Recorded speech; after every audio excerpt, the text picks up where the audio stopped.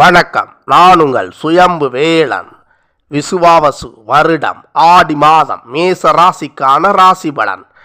மேச ராசி அன்பர்களே, உங்கள் ராசி அதிபதி செவ்வாய் பகவான் இந்த ஆடி மாதத்தில் ராசிக்கு 5 மற்றும் 6ஆம் இடத்தில் சஞ்சரிக்கிறார். எனவே மாதத்தின் முற்பாதியில் தேவையற்ற மனக்கவலைகள், உறவினரிடையே மன விரிசல் ஏற்பட்டாலும் மாதத்தின் பிற்பாதியிலே சுபமாய் முடியும் மாதமாக இந்த ஆடி மாதம் அமையும்.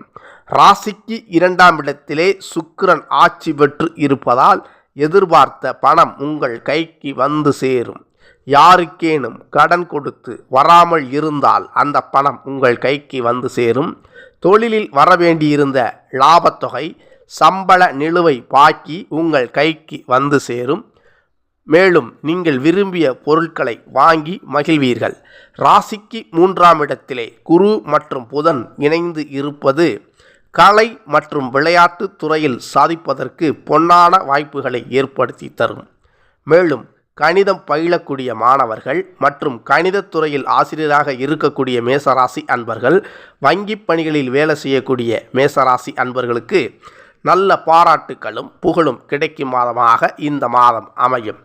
மேலும் ராசிக்கு 4ஆம் இடத்திலே சூரியன் இருப்பது தாயாரின் உடல் நலத்தில் சற்று பிரச்சனையை ஏற்படுத்தலாம். எனவே உடல் ஆரோக்கியத்தில் கவனம் செலுத்துவது மிக அவசியம்.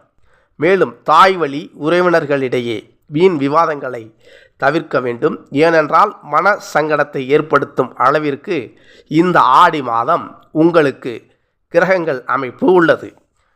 ராசிக்கு 5ஆம் இடத்திலே கேது இருப்பது உங்களை தனிமையான சூழ்நிலையை அனுபவிக்க வைக்கும். எனவே ஆன்மீகத்தில் நீங்கள் மேலும் ஒருபடி உயர்ந்து நிற்கக்கூடிய வாய்ப்பும் உள்ளது. குலதெய்வ வழிபாடு, புண்ணிய நதியிலே தீர்த்தமாடல் மற்றும் சித்தர்களின் சீவ சமாதி வழிபாடு போன்ற ஆன்மீக பயணங்களை மேற்கொள்வீர்கள்.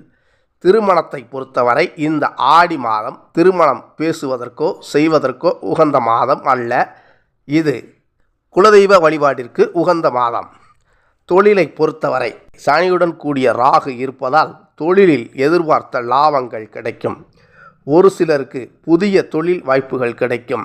இந்த மாதம் உங்களுக்கு சந்திராஷ்டம நாட்கள் ஆடி 18, ஆடி 19, அதாவது ஆகஸ்ட் 3, 4 ஆகிய நாட்களில் நீங்கள் பணம் கொடுக்கல் வாங்கலிலும் பிறருக்கு வாக்கு கொடுப்பதிலும் சற்று கூடுதல் கவனம் எடுத்துக்கொள்ள வேண்டும். இம்மாதம் நீங்கள் வழிபட வேண்டிய தெய்வம் முருகன்.